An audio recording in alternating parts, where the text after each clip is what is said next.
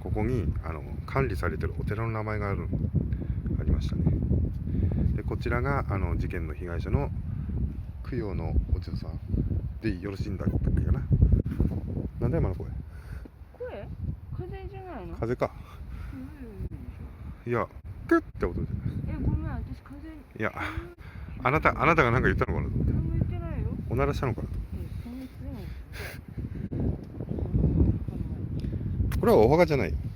まあ、火ですよ。こっちもだから別に下に下埋まってないよ。ここから突き落とされた親子と、あとね、おせんさんですね。はい、はい、以上。